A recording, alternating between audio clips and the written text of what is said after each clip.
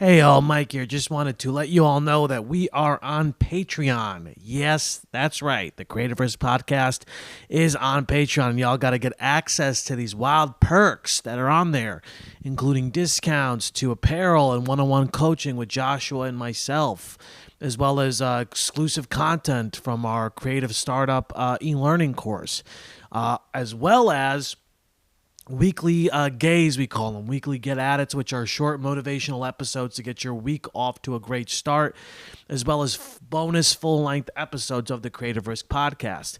It's an awesome community to be a part of with great content and perks, so come join us for as little as $5 a month. And regardless, be sure you follow us on social media and also like and subscribe to our YouTube or to wherever you're listening to on this podcast.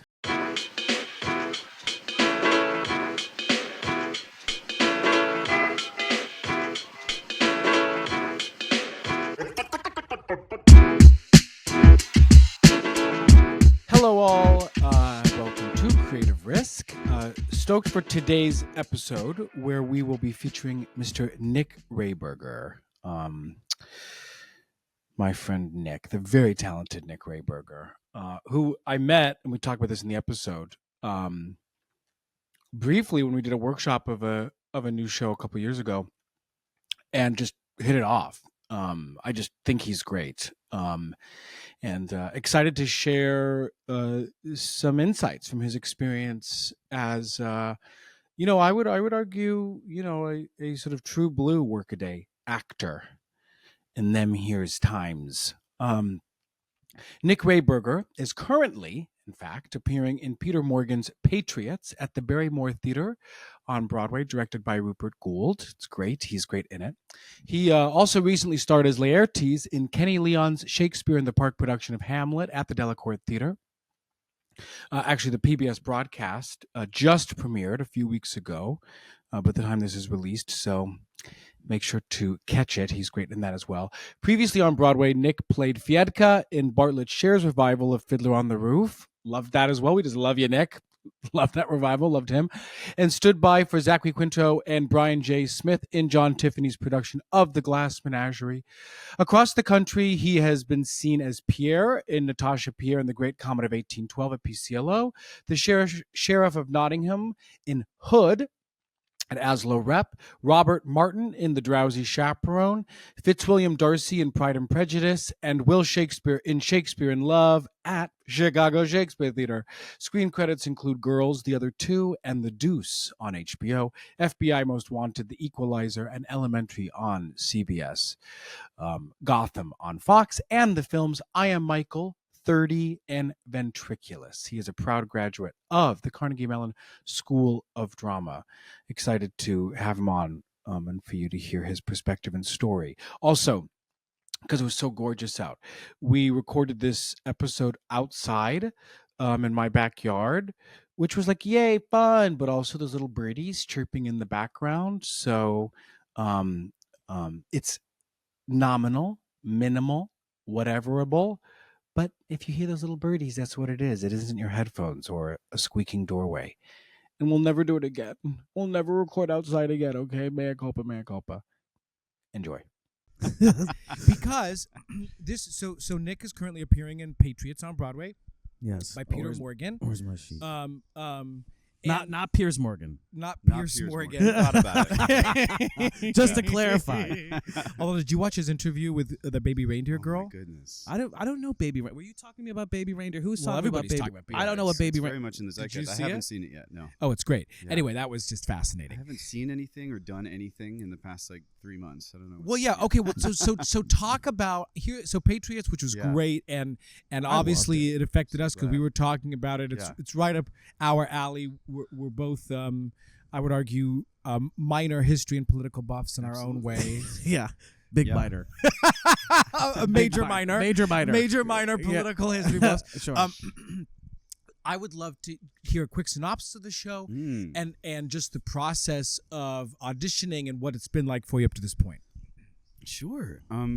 I suppose the quick synopsis of the show is, I mean, it's a story of how Putin came to power and the man who essentially put him there. One of the first Russian oligarchs named Boris Berezovsky, who made a lot of money in oil and airplanes, and kind of thought, hey, I'll get this guy who used to be in the intelligence services. He'll be our puppet in the government. And then obviously we've seen what's happened with that in the last 20, 30 years. And he was quite liberal in the beginning. Yeah, I mean, I think that is something that's fascinating about the play, is that none of the people in the play are good guys. You know, they all kind of fall on different ends of the spectrum in terms of. I do think that's why Patriots is an interesting title, and something Will said, the guy who plays Putin, is that everyone in the show believes they are a patriot, in that they love their country. Right. And what does that mean? And that can range in anything from having the best of intentions to the worst. Right. So, yeah, I mean, you look at this man Boris, and you're kind of on his side for big portions of the play, I think. Right. But at the end of the day, he's a billionaire who made his money in unscrupulous ways. So, you know, there's and you see Putin espousing certain viewpoints at the top of the play that you kind of go, oh, well, we agree with that. That's confusing. And then he becomes who he is. So I do think that's an interesting dynamic within the play. Is Patriots a play on Trump's Patriots? Oh, interesting. What I don't. Patriots? Well, you know, they go, are you a true patriot? Trump's always a true patriot. He's always using that word to like describe his followers. I don't know that maybe. I don't know that is the Was intentional. pure intention of it, but I do think that plays into it. And I certainly think Trump is swirling around this play. Yeah. In a lot of ways. I wonder if in the UK do they use the word patriot, right? They Is do. like patriotism like a big thing in the UK? Yeah. But also, I do think that the play has changed a lot since it came over from the UK. Yeah. Because of the American sensibility around that word. I mean, it is an interesting title here. I mean, most people think I'm in like a musical about 1776. LOL. When I say Really? not anymore. Now that it's out. Yeah, But when I was sure. in rehearsal, unless they knew about it happening on the West End, I think it's like it has such a different connotation here than it does does there. And what's the process been like? We were talking briefly when we went and saw it with you about working with Michael Stuhlbarg, who I remember I told you I saw in Pillowman, however. Yeah, 2005. Yeah, literally 20 years ago. He did Hamlet too in the park. He did right? in the park. He was the last Really? Hamlet before the Hamlet that I did. Did you tell him that you just did it? I did, yeah. He's so good. Yeah. I mean, truly so good. I wish I saw He's his remarkable. Me too. Yeah, I wish I saw that. How has the process been with Stuhlbarg, with Will Keane, just in general? How's it been for you? I mean, it's been wonderful and fascinating and interesting. I mean, to go back to that original question you asked, is the audition process. I sent in a tape for this maybe 2.5 months before we started. It was one of those tapes that I was like, I feel good about this. It's a British play. I would say 75% of my career has been doing a British accent. Wow. It's with a casting office I love, and it's a play that I really enjoyed reading. Sent it off and didn't hear anything for maybe 3 weeks, so I just assumed that didn't happen. Got a call back for a totally different role. I went in for that, felt great about it, but also just kind of, it was quick and simple, and then didn't hear anything about that for maybe 3 or 4 weeks. Got called in for a totally different role. By the time I was done auditioning, I'd auditioned for 7 different parts in the show. Wow. And what's really funny is that in that last audition, this was on a Tuesday, I remember reading one role, and Rupert, the director, I kind of saw him shake his head at the associate director, and I was like, oh man. So I left being like, I didn't get this. And then I found out later that they already knew they wanted me in the play. I think they had a pool of people, and they were trying to match up where they would put people. And also almost everyone in the show covers somebody else. So they were trying to figure out, if somebody plays this role, who would they cover? And can we make all of the coverage work? So I left every kind of segment of it. And I feel like this is indicative of a lot of the stories that are told on the podcast, of just kind of throwing it into the wind and leaving and having no expectations. And then I found out on a Friday I got it. We started rehearsal on a Monday. So that's another thing with like a big historical piece like this, where I would usually do a lot of research. You got it on a Friday and you started rehearsal on a Monday? So I said all of that because Rupert was in the UK at the time, so he could only come to that last round of auditions. So, wow. So of course it was so like right. It was kind of a little bit piecemeal, but I know they were communicating a lot across countries, etc., with the associate director. I forgot. I totally lost my train of thought there. Well, what's interesting about we were talking about Stuhlbarg. We're talking Oh, about yes. like, Yeah. like just working with experience working with him. But what's interesting about just that story is that it's and I do want to because I know I think you do audition coaching too. Yeah. So it's like I'm gonna talk about auditioning and stuff like that and sort of how you go into it. But like, I mean, that's amazing that they were trying to find a place for you. But it's also interesting that I noticed that everybody did have a British accent. Yeah. Even the American actors had British accents. Yeah. And I thought that was interesting. I thought Will Keane. The Americans have British accents too. I think they did. Yeah. You had one. Yeah, but I did. And Michael has done this really interesting mixture of like. There's a lot of Russian influence in his accent. It's kind of a Russian-influenced British accent, which was fascinating to hear. He started off rehearsal with a really strong Russian accent, knowing that he wanted to kind of move that more towards an English accent. I loved that choice. I noticed that. Well, it made it was a very lived-in performance in my opinion. Yeah. But I'm low-key at Will Keane. I thought was fucking amazing. Me too. I thought he was like just. And you said this, and I completely agree with you because Luke Thalen also, that's his name. Luke Thalen. Yep. He's like. Yeah. He is one of the best actors I think I've ever seen. I told you like the whole time I was like, this guy's fucking amazing. I completely agree. Because but Will and Michael, but especially him, it felt like it was all when you see so many fucking shows and you feel the track, you feel the fucking track of like. This is how I say this line and the intonation and the blocking and there's no it really felt of that moment. Are you talking about Will or Luke? Luke. Yeah. I mean, I feel that way about all of them. I'm sure. And I can say from behind the scenes that it is true of all of them. I mean, obviously there's certain things with a long-running show that not a long-running show, but they've done it for I think now 150 performances. Wow. Will and Luke. Yeah. So Michael came on, and he only had the scripts for 2 months before we started, which is kind of wild. I mean, I've been comparing. It is kind of like a Hamlet or a Long Day's Journey. It's just he's on stage for every minute of 2.5 hours. So the amount of work he put in those 2 months was kind of astonishing. And to go back to your question of what was it like to work with him, I mean, he's probably one of the most disciplined and Stuhlbarg actors I've ever worked with. I mean, but at the same time, while being quite free and exploratory in the room. Interesting. And that was really fun to watch because he came in with so many ideas. He came in with such strong opinions about, even things like the dialect work or how the character was going to be. He watched these interviews of Boris Berezovsky in real life and the way he would move his head, and all of that is included. Even his vocal quality is taken directly from interviews of this man. While having all of that on the first day of rehearsal, he was also totally willing to explore with Will and Luke, who had been doing it for a while. And I know there was probably big differences in the process or in the between experience. Michael and who's the past guy who did it in London? Tom Hollander did it in London. Oh wow! Yeah. So I'm sure they were very different. Quite different actors. Yeah. And so that part of it was fun, but I think that made everyone relax a little bit when it was like, okay, all of our leading players are willing to work with each other in the room. And also Rupert as a director, I just think the world of him. I mean, he did the show twice. He had a very strong vision of what it was. Visually, it was kind of set to some degree. Yeah. But we had a full rehearsal process. It wasn't protracted because it was it was brought over. And he would always let anybody do. He had this little saying. I don't remember the exact words. I wrote it down in a little notebook because I loved it. But it was basically like, try it once, who cares? And so any dumb idea that anyone would have, he would let them do it and with no judgment. And I just respect it. He never raised his voice. He never argued with anybody. Wow. He kind of is that, I don't know, perfect kind of director who has a strong vision, knows what he wants, can get it out of you. Will go down to the detail of like, hey, Nick, will you say that line? Blah, blah, blah, blah, blah. I think the word actually needs to be this. The operative word is actually this word. Okay, say it one more time. Okay, great.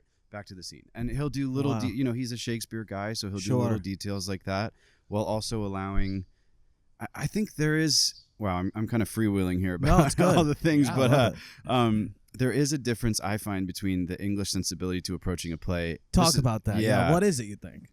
I think it's I think it has to do with commercialism at the end of the day. Sure. Because this is something I've talked to Will and Luke about that I find really fascinating, is that a lot of theater there is subsidized. So they have the money to spend a lot of time in rehearsal, figure things out, be creative, and do what they need to do. They're not set up against, this has to be the best thing on Broadway right now. This has to, be different than anything else. This, this revival has to be this thing because of this reason. Right. They can do a revival of a great play and just, do it for the love of it because there's some funding there.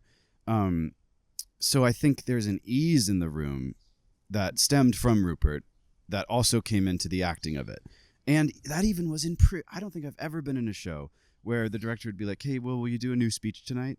Or are you sure, should I work on it? No, just try. If it doesn't work, it doesn't work. In previews with a paying audience. Yeah, that's awesome. I mean? His mentality was always, if it doesn't work, we'll change it. Speech, new speech? Will did a full page speech at one point. And he memorized it? Memorized it that day. but I do gather that from the British sensibility, and there are some people here who do that well, but it's it's the set, it's the setness, it's this idea, and what I appreciated about the show and the acting, especially from everybody,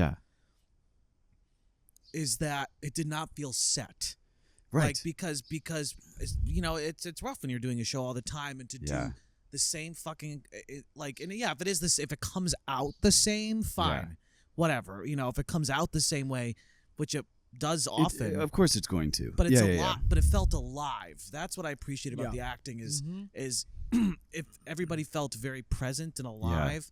And, when you're so worried about, I have to be sure I hit this at this point, and, this is, and then you get kind of mindless in the part. It's hard to do that. So that's cool to hear you say that. And there's big sections of the play where Rupert's like, okay, this has to happen, but whatever happens within that is fine, Right. So the staging changes night to night. I mean, not in some major way because it is a play with 18 people Felt in that it, way. you know what I mean? But it's free, and they're really creative. And anyway, what were you gonna say? No, I was actually going back to the commercialism thing because we're going to do an episode all about late stage capitalism and how it's affected artists. Yeah. And I would argue that this is an example of that. Yeah. If because the art often, I mean, there are elements in America where the art's subsidized, but we don't have a national theater. We don't have a national theater. There are. It is.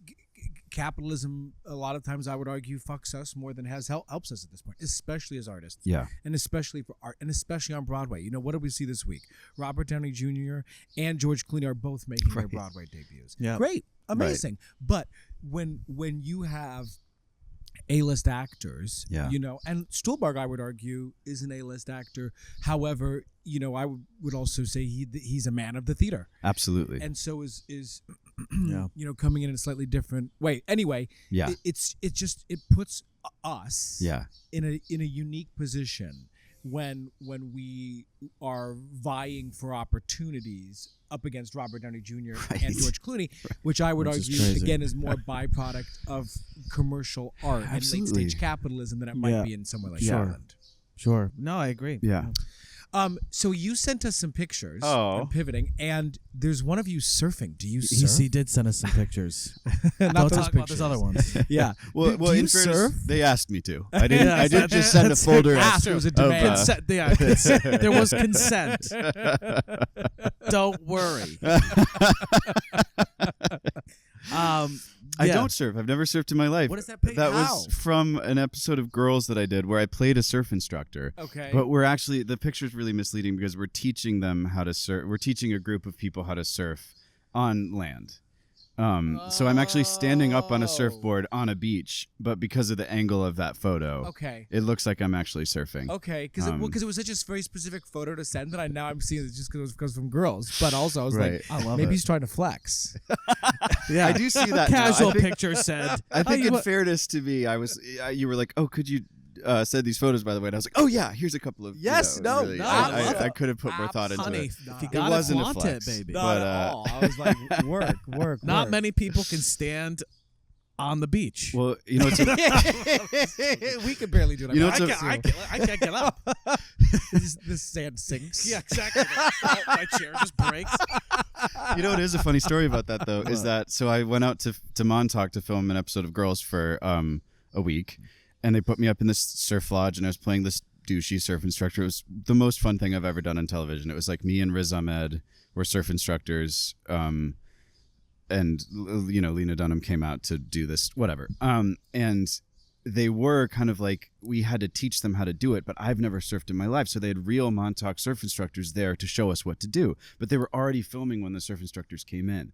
So I get on the surfboard. I've never done it before. And I'm like in a deep squat, because I'm like, right, you would squat on the board, right? Of course. And then the guy comes up and he's like, no, you're basically standing. Your knees are like lightly bent. Okay. And then I watched the episode and they used the clip where I'm in a deep squat and I'm teaching these people how to surf. That's kind of funny. It is really funny. Well, And that's he's- because well, that's the thing. It's like, lay people, like that's Yeah. how I think you would do it. Aren't you supposed to go like this or something? Oh, I would honestly pay upwards of $20 to watch you surf to attempt to Such surf.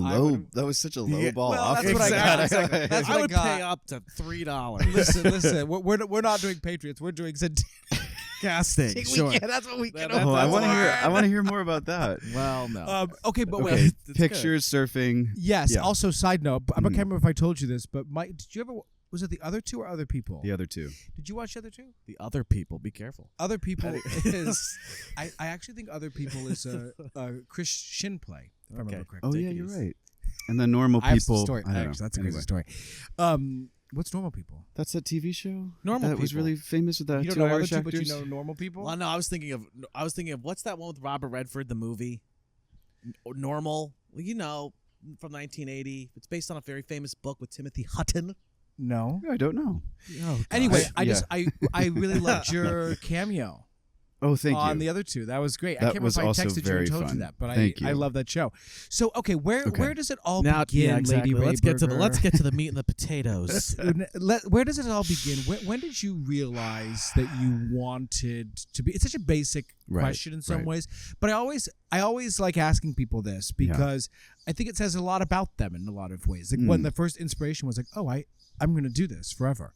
What was that moment for you? Well, I think it's I'm always kind of bad at telling this story because I don't have a fun kind of starting place. But I think I have that kind of traditional actor thing. I was a really shy kid. I was really bookish. I was a good student. I was a grade A student through all of middle school and high school from Michigan. Very What part? meat and potatoes. I'm from Hazlitt, Michigan. 'Cause But I just East texted Lansing. you. Oh, I texted Yeah, I you. know. Oh yeah. Yeah. In Flint, which Yes. is maybe an hour away from where I grew up. Okay. Yeah. Okay. My dad's a professor at Michigan State University, so I grew up in kind of half farmland, half college town. Yeah. That's awesome. Yeah. East Lansing. Weirdly, great high school for arts, even though it was a public high school. There's a bunch of us from that school who are in New York pursuing acting. It's very funny, just small mid-Michigan public school that had a good football team. But okay, anyway, I think that was my thing. I remember having to read Romeo and Juliet out loud in like the 7th grade, and the teacher being like, "You're really good at this," and that really purely came from like I think me liking to read more than anything else. But I also wasn't athletic. I was, so like that kind of set me apart a little bit. And then I actually joined choir because all my friends were doing it. I did not sing. Didn't think I could sing. Didn't think I'd ever be Nick able to has a gorgeous sing. voice. Have you heard him sing? Oh, that's nice. But Singing Hamlet. Like I did a little I bit. remember that. Yeah. I don't remember that. Yeah. He was like, to be no. Behind Nacho. Yeah, he's doing it. He's about to like to be or not to be. Honestly, that would have been fun. I joined choir because my friends were doing it, and then those same people were also in the musicals because the choir director was the musical director. I stood in the back of the musical in the 7th grade and mouthed the words just so I could be there with my friends. And then I was like, I like doing this so much, maybe I should like take voice lessons or something and see if I can actually do it. Started taking voice lessons, fell in love with singing.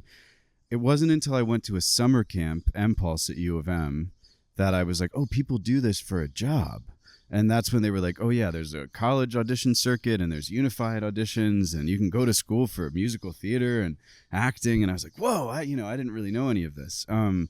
So I don't think it was really until kind of my senior year of high school that I was like, I'm going to audition for these schools and I'm going to do this as a career. Yeah. And you went to Carnegie Mellon. I went to Carnegie Mellon, yeah. And how was your time there? I had a great experience at Carnegie Mellon. Awesome. It was very much...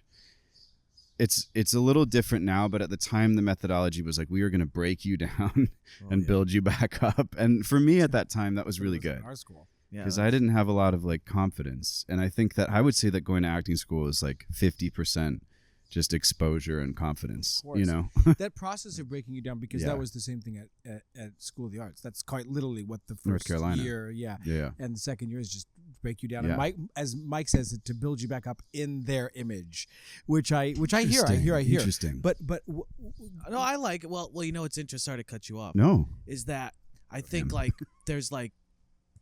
I think there's like few like administrative rites of passages that exist. Like you have boot camp and like football, where it's like you're kind of being baptized by fire and breaking down, and like institutions are doing that to you.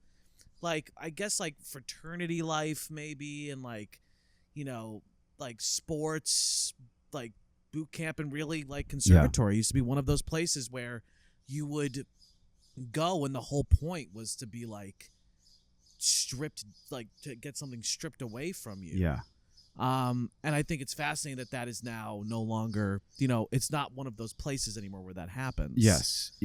I do think that's interesting, and I think it'll probably keep winding its way towards, you know, maybe a middle ground. I think it was good for me because I do feel like at school they allowed people to find themselves. It didn't feel like it was, let's make you in an image, which I do feel like happens at a lot of schools, where I look at some people and I'm like, you all have great voices and you all sound like one guy. You know what I mean? Right. I do feel like they were good about allowing us to be who we are, but I also didn't really have any acting experience coming into college except for being in the plays and musicals at school. So I was kind of stripped of any like performative thing, which I think was really good. And it was hard. I mean, you know, what was hard. that acting teacher? I remember I was interested in CMU. I had not a great audition experience, mainly because of whatever the guy was for the MT. The woman I liked, was her name Barbara? Barbara Mackenzie Wood. Yeah, she was great. She really liked, and she was really because I had to. The process was you'd sing first. For Gary Klein. And then he sent me to another woman to sing. And then Claudia. they would send you. I think I'm not sure how it was for everybody. Do you not always get to go to each of those people? So they would send you if they liked you. But I'll never forget. Gary was like, commented on what I was wearing. Felt it was a little tight. Remember that? And I really didn't love that. And then I forget the one with Barbara. I really liked the acting teacher. She was really great. And this is this is weird, but I had this crazy experience where then at the end of the day, they had lost their piano player. I had to play piano. No way. Yeah, for 2 people at the end of the day. I remember other auditioners at CMU. I remember this. I love that. That's but funny. This happened. I had to play for Michigan too. Brent Wagner. Wait, that is first off, can we just talk about how savage that is? That's fucking awesome. And they're like, yeah. hey, you just do your shit. And he's like, your shirt's a little tight, buddy. And he's like, hey, why don't you get on the piano and do some work? No, I remember the whole. We had a thing. I mean, this is a whole other thing, but when for showcase, like the head of school would come and we would all line up in our outfit. They don't do this anymore, and they'd go through every single thing we were wearing, like I remember that. We have a showcase episode coming out this week all about the senior showcase. Yeah. Oh, fun. And we talked to a bunch of we went to our showcase. I just went to my showcase. Yeah. But wait, what was I saying? No. Okay. Also, I remember I fell in my dance call for what it's worth. I remember that. They had to do that. They bullied you, bro. I did not. Your shirt was tight. Fell down at the dance call. Made you play piano. I know. No, I'm not. Well, that's what I'm saying. It wasn't that it was crazy, and then all that, and I was waitlisted. I love it. Wow. But here's partially why I'm saying this. Okay.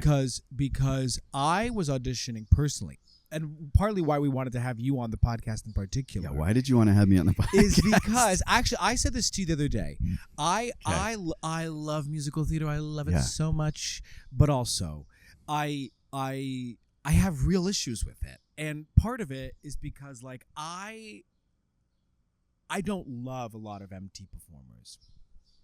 I love Tanya Pinkins, Santino, Ephraim Sykes, Natasha Diaz, Nick Rehberger. Wow. I really should not. This is horrible for me to do. Is to name names because how many people in my life and all of you who are also all the 5 people out there. Incredible. The one Wow. person listening is Patty LaPone. Literally, She's our only listener. I love them all. So flattered. I love them all. Wow. No, but okay. Okay. I really love actors who sing, and I was giving you the whole back ramble about CMU because I went there. I auditioned for MT, but I only auditioned at the School of the Arts for acting. It was the only school I auditioned for acting. Okay. And I ended up going there, and thank God I did. And you, Nick, are such a great actor, and you're such a great. And partly why I think you're such a great MT performer is because you're just a great fucking actor who happens to have a great facility to sing as well. Do you have a preference for MT over straight theater? And I'm sure that phrase is going to get canceled soon. MT over straight theater. And did you have, when you were auditioning for schools, and specifically CMU, did you consider going for MT? I did go for MT. Oh, I thought you went for drama. Yeah. Well, I sort of always fudged the thing a little bit because my degree is technically in musical theater and acting. Oh. I have a degree in drama. You see, why are they different? Musical theater and acting. They're at I think in a similar way to what you just said about School of the Arts, I feel very lucky I went to Carnegie Mellon because it's not different there. Yeah. While the only difference is that while we're doing ballet class, the actors are doing Suzuki or a different movement class, which I do feel like I missed out on that. But we're all in the same acting class. We're all in the same scene study class. You know what I mean? So I feel that's like awesome. Yeah, and I feel like I was very lucky because to some degree I started doing this purely because I was in choir. I mean, I started it as a singer. In high school, I was like, I want to do like Shakespeare, and I remember I was in Our Town junior year, and I was like, this Our kind Town of Junior? No, Our Town my Junior. junior year. I was like, what's Our Town Junior? Were you George Gibbs? No, I was. Were you Emily? See, now I can't even remember the names of the characters in the play. The I was one of the milkman? dads. Stage manager? I was one of the dads. Mr. Doc Brown. That's right. Yeah. Maybe Doc Gibbs, right? I don't know. Doc Gibbs. I don't remember anymore, but I remember I just watched the recording of the guy who was, probably 65 years old doing his like New England accent, and I did like a great New England accent with gray in my hair at the age of 15. That's awesome. That was always what I wanted to do. I wanted to do like classic plays. Anyway, I don't know why I'm talking about this. What are we talking Because about? you're We're talking about musical theater. You went for musical theater. I did not I know. went What for do you musical theater, what do you prefer? But I guess? think that I take that as a compliment. Again, no shade to musical theater. No, exactly. But I do feel like, to go along the lines of what you're saying, I feel very lucky that I went to school with Barbara McKenzie Wood, who is the best acting teacher I've ever had. When I went to my audition, quick sidebar, I was wearing a 3-piece suit because that's what I thought you wore to a nice thing from mid-Michigan. Sure. I didn't know, Sure. Yeah. And she made me take off the vest, the jacket, unbutton my shirt, and take my shoes off. Underwear off, bend over. There was nothing untoward about this experience, but I had to sit on the floor and do my monologue with my shoes off and my jacket off. She just wants you to see you free. Yes, free. Oh, of course, yeah. And I think my willingness to do that, and like she was like, do it in a southern accent, and then do it like a rooster. And I think she just was like, and I was like, oh, okay, Yeah. I think my kind of naivete in some ways was to my benefit at that point in my life. Anyway, what were you asking me? Musical theater. So do I prefer doing straight plays to musicals, or do I prefer like okay, I'm just gonna be style. straight now that I've just shaded everybody in my life. Right. No, one of the reasons why I struggle with doing musical theater is because I don't. I'm just being 100%. I don't love acting. Opposite. It's not always my favorite. I think I'll use the example of the show as the example, right, of Yes. Patriots. Because, yes, when I've been in a room, sometimes putting a musical together, hit your mark. Right. You're going to say your line. There's no thought put into, the basic backstory What and the hell am I before doing? and Why does this- objective, whatever. Exactly.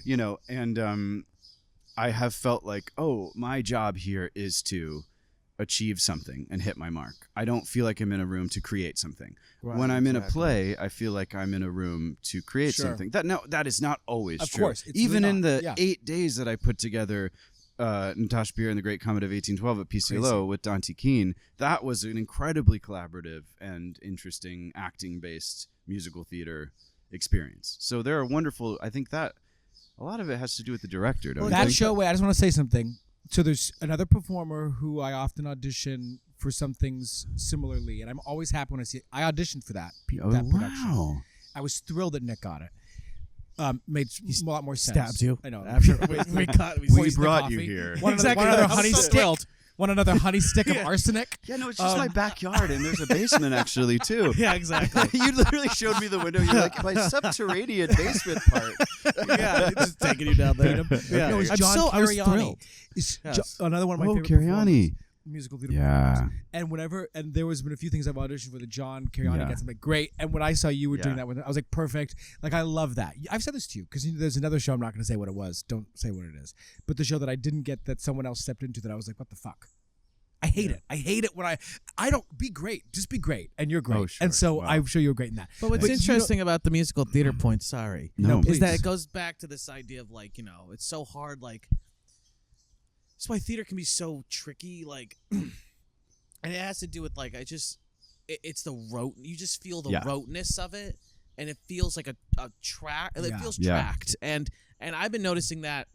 I mean that's not like a new problem, but like it's more I feel like it is more so in musical theater where you're watching a presentation of a night, a presentation of like, oh, this is how we think this goes, and this is what we think the jokes are, and this is as opposed to something that's like lived in and like happening. And I will say that I feel very lucky, and maybe this has to do with I don't know what I like to do or something, but like even Fiddler on the Roof, which was a big musical with 45 people in it, we did a week of table work on that show. That's awesome. And that was all Bart Shear. You know what I mean? I think it does come down to who's directing of course the musicals, etc. So I do feel like I've been in a lucky position of being in musicals that are approached like plays. And maybe that's the niche I found myself in. I don't know that I can always get in the room for like the big musical-y theater musicals. No, I'm with you. That was first of all, I love that Fiddler. That revival was amazing. I love that show. When I did with Molly Smith, did the same thing. We had a week of table work. Wow, it was all it was. Yeah. And it really, and that's when I was like, oh, musicals can be like this. Yeah, you don't just sit down with a big book of music and then ignore all of. And I remember Molly going around like asking ensemble members like, what are you doing here? And you like that really infuses in that production. Did you see that production? No. It was Fiedka. Have you seen Merrily? That's what the same thing. I have friends in that who like Marie Friedman sat down with all the people in the ensemble and like you need to know exactly what you're doing in every moment. You're not just here to fill out the space. It was such a great. And you feel that watching it. I feel like everyone. You'd be so good. Did you audition for that? I didn't. Yeah. When they did tour, you'd be a great Charlie. Oh wow! You see, this will be something we should talk about at some point because I love that you feel that way about me. I don't feel like I'm seen that way. In what sense? Tell me more. Charlie is Groff. Jonathan Groff. Oh no, Charlie is Daniel. No, excuse me. No. Oh, interesting. What's funny is I meant Frank. Yeah. But I also could see Charlie. You think more Frank. I think more Charlie, but I'm seen as a Frank. Yes. No. You're saying verging on like character versus leading man. Yeah.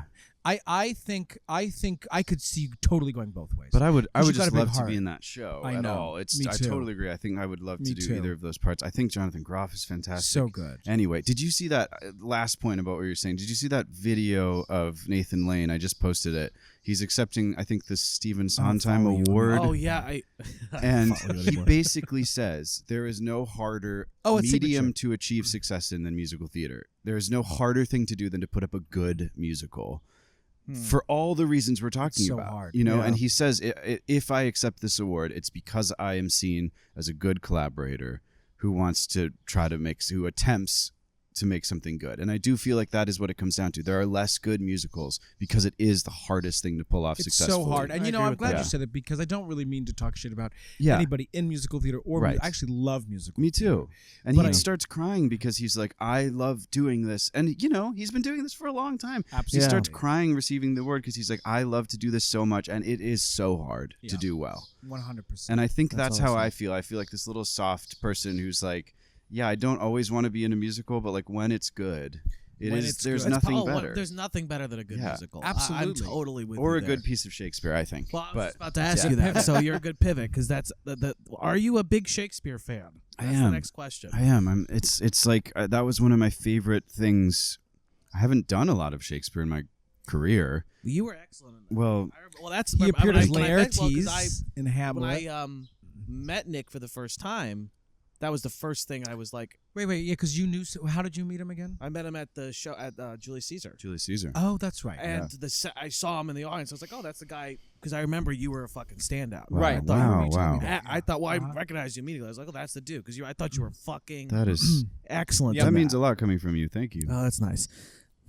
But I mean it. Thank you. Wow, no. I'm sorry. I just reject. No, but no. Reject but want more. See, we both looked down and made a face like neither of us could accept either amount of praise or But that's crazy that you haven't done it. You haven't done a lot of Shakespeare, really. I played William Shakespeare in Shakespeare in Love, and we did large sections of Romeo and Juliet in that play. Yeah. I did a lot of Shakespeare in college, like a lot of Shakespeare in college. Huh? There's a Shakespeare in Love the play. Yeah, they were doing it. I remember they were doing it in Chicago. You I've did it in never heard Chicago. of I it. remember did it that. in Chicago. They did it at Oregon Shakes. It's great. I think it's great as a play. What's like your dream like if gun to your head, somebody goes, okay, like I'm gonna give you X. You can do whatever Shakespeare you want, play whatever part you want. What would it be? I feel like people make fun of me for this answer because I feel like people who actually know a lot about Shakespeare are like this. It's not. But I wanted Much Ado, Benedict and Much Ado. Awesome. Yeah, that was my favorite Shakespeare as a kid, and I've seen so many good versions of it, and it is kind of like silly and fluffy as far as Shakespeare goes. But I just feel like if you have two good leads in that play, there's nothing more fun. Do you see yourself as? Because I could see Dogberry too. I know it seems crazy, but here's why. Yeah. You this is interesting. I think you could really straddle both worlds, but do you feel more comfortable in leading men roles than character parts? No, I feel more comfortable in character parts. Yeah. I mean, I feel like this is something I think I should coach with you guys. Cuz I need to like figure out exactly what my lane is. How to message that Your out. versatility, you mean? Well, maybe. I mean, I think versatility is maybe a generous way to put it, but I think something that even doing Patriots has made me aware of is I do feel there are two kinds of actors. There are actors who are good at doing a version of themselves, and there are actors who are good at assuming a character. I don't think I've ever been good at assuming a version of myself on stage. And I also don't find it personally interesting. And maybe that's a flaw in myself, but like I don't feel like I have I was listening to your podcast this morning. I don't feel like my personal story is why I'm doing this. You know what I mean? So I think that just to say all your features in Patriots, I think are actually great examples of that. Like really interesting, dynamic. All of them are so unique unto themselves, and just again, for my money, I'm like, oh, that's fucking it. But I just try to cut you off. No, that's very kind. That's what I feel like I enjoy, and I think that's part of why I feel Shakespeare is I feel like I enjoy Shakespeare. There's an element of differentiation there. But yeah, I feel more comfortable. I think doing Pierre and Natasha Pierre is the closest I've ever felt to being like, I really understand this. Yeah. I know exactly what I want to do with this, because I could assume a character. And I think there was a lot of me in it too. But I think when someone says, do more Nick, I'm like, oh, what does that mean? You know what I mean? And I don't really have a lot of interest in it. Yeah, no, like, 100%. Which again is maybe a flaw. But I don't think it's a flaw. I do view it like, and look, it's all fucking like reductive, like whatever. Whenever you talk about acting or whatever, it's always going to be like reductive. Of course, it's like, but like, I think it's interesting because I think that you summed it up really nicely. Actually, I think there are two kinds of actors. I think there are actors who, and I would say, who bring themselves to the part, and I don't mean this in the tradition. I mean, they bring themselves to the part. Because hopefully everyone brings themselves to the part. But does. So exactly, I'm on your. But they're like, and have a really strong point of view. Yes.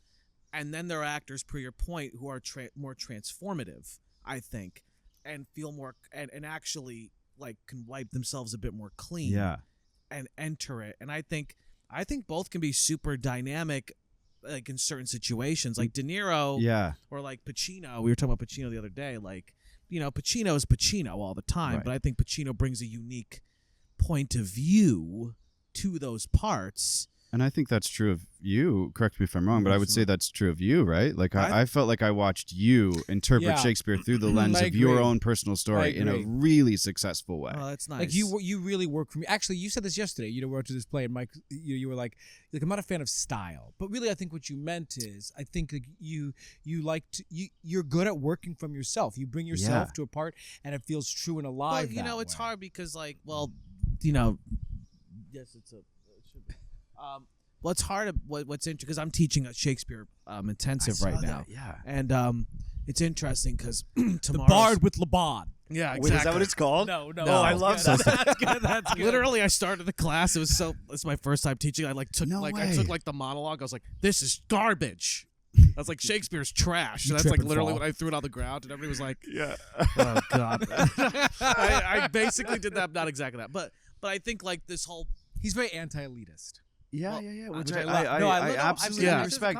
I'm fascinated by this because I think my favorite thing is style. So I'm really interested in this conversation. Style, and I don't feel like not in a negative or positive way. No, yeah. I feel because I think with the point of view, part of what we're talking about now is how do you bring an a strong point of view? Yes. Now look, what I have an issue with, and I feel like there's a big problem in the theater right now, is we're messaging agenda. Ooh. Which is and it has to go back to the track thing and the one. I know I'm all over the fuck, but it's this idea of the one, right? Which is there's a right way to do anything. There's a message people have. Now the director, I don't know anything about the directing, but there's a message they have to get. They have to understand this about my character. Yeah. If I don't do this, then this is not going to work. And I used to really try to approach it that way. And the reason why it doesn't work for me is because kind of like we talked about Rupert, it's you need to explore all options because then you can have a moment of aliveness. Absolutely. That doesn't necessarily, I don't believe in character arc anymore. I don't believe in because to me it's all about, here's this thing that I have to live up to now. Yep. I have to achieve this thing as opposed to trusting that I'm smart, we're all smart people, we kind of intuitively understand what the arc is. Yes. But how do we live moment to moment? That's what I thought was unique about I know I keep bringing him up please, I will fuck you. No, I won't. But I keep bringing up Luke. No, but it's God, because I know because that's what was interesting about that part. It's if you was there I think there was an arc, but it felt there were moments where we got a completely different guy. Yes. And that's how people are. Yeah. And the problem with why theater is so fucking dead is because we keep trying to do things the right way. We keep trying to do things the right way. Completely agree. And sorry, why did I go? Because with point of view, that's why I think point of view is so important for an actor, because you can't make yourself small. You have to, and so much of the time they're trying to make you small. Yeah. And I don't know. Sorry, I think we're actually weirdly saying a very similar thing, and it's just the approach that's maybe slightly different, because I feel like for myself, I can come in and make big choices and explore in the room and be free when I have an incredibly strong point of view on the character. Right. I don't feel like I can do that from Nick. Right. I think it's all fused together. 100%. You know what I mean? But and that was, this is so silly to say, but we did this animal project in school, right? Yeah. And I remember I was a baboon, and I literally made these wooden legs. Did you go to the zoo too? Yeah, we went to the zoo. We did the animal project. Yeah. And I, in the cheesiest way, it did teach me exactly the right lesson. Which when we went then from the animal to a character. When I was that character, I was like, I could literally do anything. I know exactly this person's point of view. I know what I would do in any situation. Right. And then I was like, well, that's all that it is. You must love mask work. I did love mask work. I was watching the Kevin Spacey docuseries that came out. Kevin Spacey Unmasked. You know I love Kevin Spacey. He's a fan of the pod. No, I know, it's so bad. It's so bad. It's literally but it is a thing of he was one of my favorite actors. I know. Work alone. No, exactly. Until I totally, and this whole docuseries really does play out all of his torrid, horrible affairs beyond even what we know publicly. It's all the people we haven't heard from actually. Right. But I'm actually, this is one moment when he's talking about going at Juilliard. He's like, my favorite class was mask class, because I got to sort of, it was so easy for me to become someone else. And even, I'm not sure what your mask progression was, but when we went to school, it was black face hood into full mask, into half character mask, into red nose. And the progression there, why are you laughing? No, Kevin Spacey? Well, because it's no, just the message. Why? Because it's just like ridiculous. It's just so weird that like you go to school for that for 4 years. You're like, well, really? I just became all of a sudden became aware of how like pretentious the last 10 minutes of everything I said was. No, what? Not at all. It's not like who's. But I love talking about acting. Union leaders aren't listening to this. It's not You're like right. You know what I mean. Like we don't have to worry. Okay. I think the guy who works at the bodega over there is listening. I do want to say no. We did the same. We did the same progression. He's like, yeah. I love Nick. Yeah, he's like, yeah. Seen Patriots 5 times. Yeah, yo gusto teatro. Well, oh god. Okay, I'm just sorry. Want to say I'm pivoting back to Hamlet for a second. Okay. Because I do just want to say, growing up as a kid, yeah, growing up as an adult, which only some of us did. Yeah. Growing up as a reptile before I descended on Hang on, planets. guys. Wait a minute. I didn't want to do this yet. Exactly. I am a lizard person. Podcast ever. Just looks at the camera. He's like, vote for Hillary. No. My timeline's a little off. Yeah, exactly. Okay. I wish he was running again, right? Was that your feature on PBS? So they're airing this Hamlet, and the reason why I just want to bring this up is because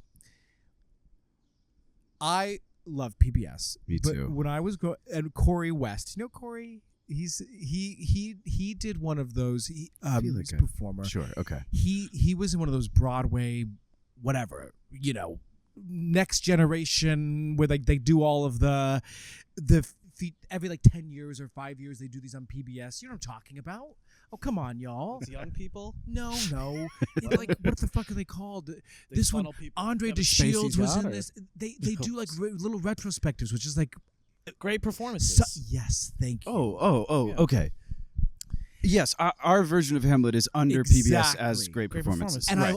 Thank you for putting words to it. Sorry. I've always loved the great performances. Me too. And when I saw the other day that yours just came out 4 days ago, I think, and you were doing your interview for it.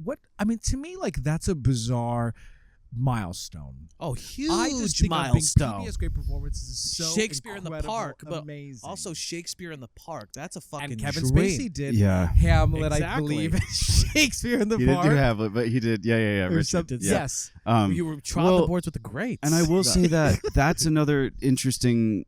Let me talk about myself more. That's another interesting thing. What are we here for? Exactly.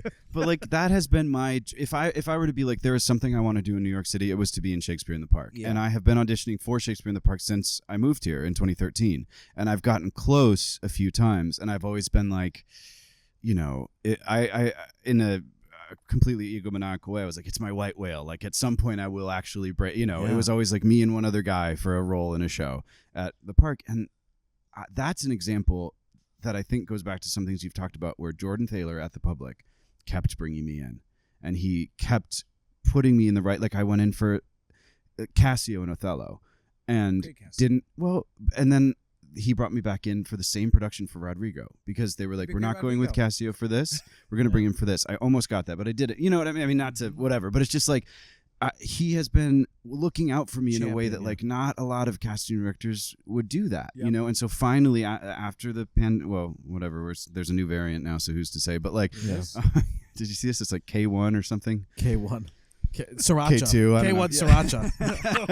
K1 Sriracha fake news. I just always feel I feel weird being like post-pandemic, because I'm like, what is the world? Sure. I know. But anyway, finally brought me in, finally worked out, and I have never been more grateful to someone in my life. You know what I mean? Because that doesn't always happen, that kind of thing. Oh no, that's amazing. And I feel like that work that I kept putting into that finally paid off, and that was my dream. And the PBS thing is so funny, because that was almost like a small little byproduct that we weren't even aware of. We didn't know it was great performance. You know what I mean? It's like we're getting filmed. Of course. There was some importance around it. There was also some kind of contract stuff around like, this is going to be aired, how do we manage that? It was a new thing for the pub, all that stuff. But just a milestone. Yes, yeah, it felt like a lot of wonderful the dream, things. Baby. Yeah. I know. I like that to me means more than just being like, for me, like that's more exciting to me than just being. Shakespeare in the show. Park is that, but the great performance. I think it's just because like it my was autism.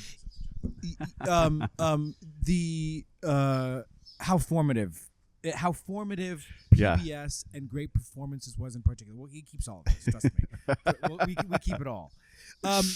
Okay, so yeah.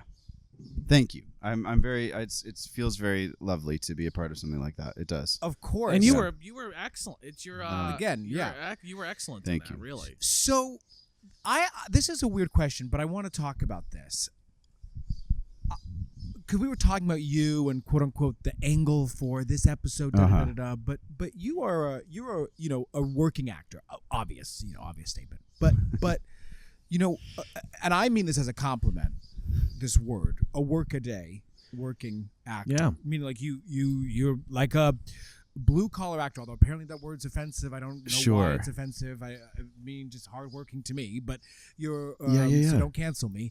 But you're a workaday blue collar actor. Why do you think that you have been successful? And I know that wow. And what do you think that you bring to the table? And I think this is important because I know you're a modest dude. Exactly. I know you're a modest dude. I know.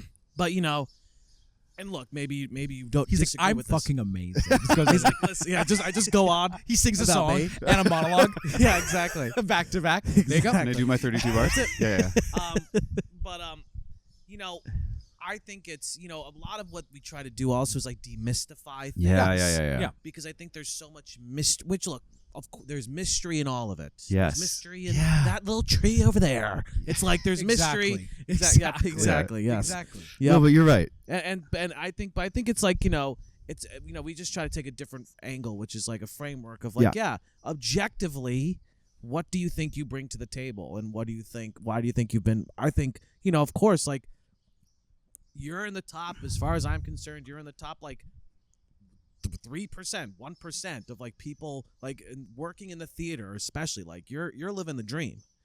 You're really living. And so why you? I mean, first of all, that's it's always funny to be inside of the thing and be like, well, it doesn't always feel that way, but that's so nice, and I am like grateful for those things.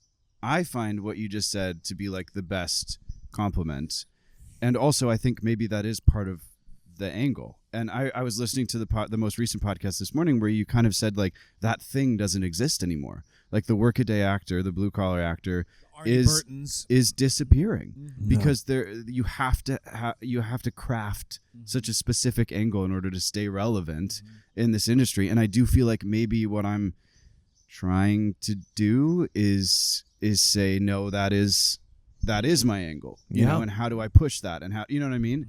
And I think to some degree that's, so what do I have to, I mean, what a great question. I mean, I think, like I said, 75% of the work I've done has been with a British accent. I think I love, I came into this because I love language. My dad's a professor. I love to read. I love, you know what I mean? I think I tend to gravitate towards, the first thing I did in New York was the Glass Menagerie. I understudied, Zach Quinto and Brian J. Smith, and I think like coming in at 22 and being able to do Tennessee Williams and wanting to do that was maybe something different than I was also going in for these like CW shows that I was just like, I would get in that room and be like, this feels like, I think that goes back to that thing of like, how do you differentiate between playing yourself? I'd walk into an audition for the CW, just be you on camera. I'm like, I don't know what this even is. What that even means. And then I go in for Tennessee Williams and I'd be like, this is what I want. You know what I mean? This is what this makes sense to me. So I think there's something to like, and I think this is true of both of you in different ways. It's like, I do feel like sort of a classical actor navigating a contemporary world. Sure. Yep. And I was told by a teacher at school that I'm not handsome enough to be the leading man, but I'm not interesting enough to be the character actor. I was told the exact same thing. So I should get a really good side job because I'll work a lot when I'm 40. I heard the same. And then I was here's the really immodest thing. I was the first person in my school to get a Broadway show. So I did have this like thing, but I do think that particular Broadway show was very indicative of that exact thing. Yeah. I was covering two guys who were both not really leading men, not really, you know what I mean? I got a show that was like interesting character leads. Right. And then that's kind of the maybe the niche I've carved for myself a tiny bit. I also think, what I think is interesting about, I haven't seen a lot of your work. I keep thinking about that Hamlet. I thought, and I think you were the standout of that whole show. It's very kind. 100%. Wow. No bullshit. Thank you. Yeah, and I look down and get angry at you. Yeah. It's good. No, but it's really, and what I like and the vibe I get too is like you have a great vulnerability, but you're also very intelligent, and that I think is an interesting combination because so much of like the time with like interesting character leads or like there's a vulnerability, but it's almost like it's so like. It's like it's like that sort of like sexy actor thing where it's like the sexy actor thing where it's so like it's like it's crazy. It's like that, wow. And I think that you actually bring a ton of vulnerability and a ton of passion. But what's interesting is, at least about what I liked about your Laertes a lot, is that it was there, but you as a Laertes was very intelligent and actually very like. Level-headed, but so when this thing came up, it was a dichotomy. It was like an interesting dynamism. Wow, dynamism. That's what I liked about it. It was like it wasn't like it was so lived in, but it wasn't like comfortable in the sense of like I live there all the time. It's like no, this is a guy who is actually really smart, young.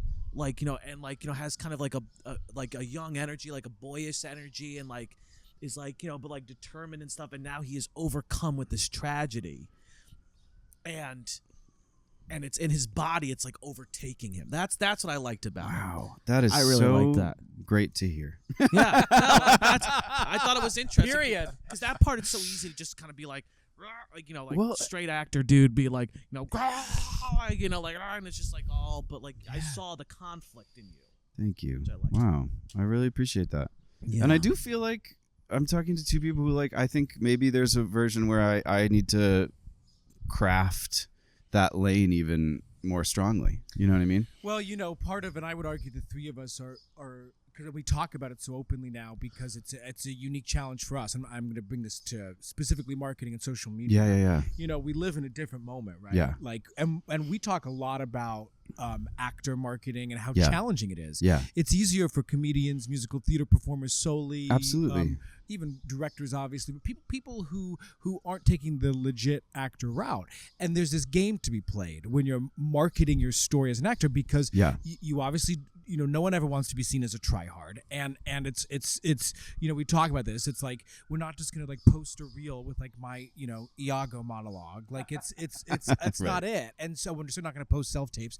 Yeah. So it's this weird balance of how do you simply share your goods, right, in a dynamic way that doesn't feel put upon or false. And I find that really challenging. In 2024, I find that really especially. challenging. Yeah, it's hard, especially because I feel like I don't have one specific thing that I'm trying to do. So then I freeze up a little bit where I'm like, well, I could try to post this or I could try to do this thing, and then I end up just not doing any of it. Well, Kevin Spacey, I know. My hero's Kevin, yours is Trump. Here we go. Those are no, not but really. I do think, not to keep harping on Kevin Spacey, but I think he falls into the camp of people we're talking about. Well, right? I think you're a lot like Kevin Spacey. In all the bad ways. No. But let me be clear. He has this interesting. I have to go. My publicist. No, I don't have a publicist. He has this interesting phrase that, if I recall, he says, the longer you're unknown as an actor, he's like, the more that the characters can emerge, which I thought was interesting. But I am making the comparison to you because I do think that you sort of live in a similar world in terms of what your magic is, what your unique value is through the lens of, and listen, I just want to say, Nick, it's a hard game to play. And I think that you're playing it pretty great. And thank you. Because you aren't writing on a personality. You have none. No, I'm just kidding. No, I know. I mean, like, you aren't writing on a personality alone. You're really writing on. And actually, you know what I was thinking about? Because what's funny is that it's not like you and I have known each other for 10 years. I feel like we have. Well, that's what's interesting. Yeah. We met doing the briefly, which is another interesting thing. Maybe we should talk about. Yeah, we met doing that Ella Fitzgerald. Yeah, you were playing Ella. Yes, and he was gorgeous. Yeah. Great wigs. Just I was so sorry. I have to say the joke. You're gonna, because it's coming from me. I was just like Ella Fitzgerald. Well, I was gonna say Ella Fitzgerald. I was gonna say just in body type. Just the curvy. Well, that Ella was certainly I was curvy. her body double. No, that's horrible. Ella Fitzgerald. I feel like I'm like, oh boy, really. This is a shade to Ella. This is not appropriate. But we met doing Ella Fitzgerald, and we were sort of we were sort of serving the same role in the show, which was to play several. And I always tell this story about when you got sick, because Nick was there for a few days, but 5 days of the 4-week workshop. Days in. I think you were the first to get it. I was well. I was the first to get it. I didn't bring it into the room. Other people had it first. Yeah. Who brought it in? Well, remember there were a couple of people in the room who had really bad allergies that we were singing next to. Vaguely. Yeah. But and you were upset. You were really upset. I was really upset. Because listen, we all wanted this workshop because it was a tier 3 workshop, and meaning we were all like, oh, this is going to go to Broadway. We're going to get sub rights or a split of 1%, whatever. If I'm totally honest, I was less upset about that and like the future of the show than I think I was about the fact that it was kind of one of the first things I did after coming back to New York from the pandemic. Sure. And so I think I already had. I mean, I'm kind of a germaphobe is the wrong word, but my fear of getting sick is very pervasive. So I think the fact that I walked into my first room and got sick in 5 days, I was just like, oh, there is this thing just is going to take my career away from me in my life. Just to be clear, Nick was really sick. I was sick for 4.5 weeks. It was not like just a cold. Like it was cold. Because we were texting. And it went from COVID, and then it spread to my throat, and I got laryngitis, and then it spread back to my lungs, and a guy got pneumonia.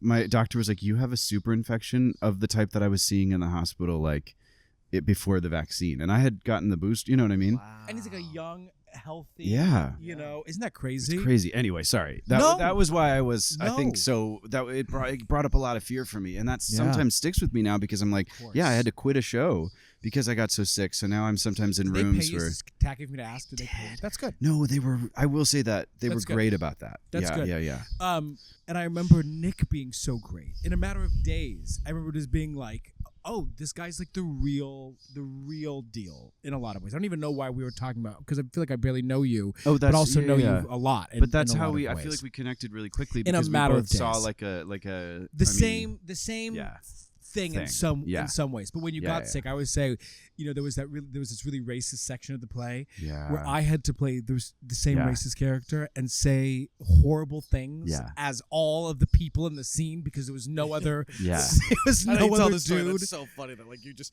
just you playing like all these different racist saying all these horrible things back to back and the reason I was so excited to do that workshop was I love Anna Devere Smith. Exactly. I was so excited to be in that room. Yeah.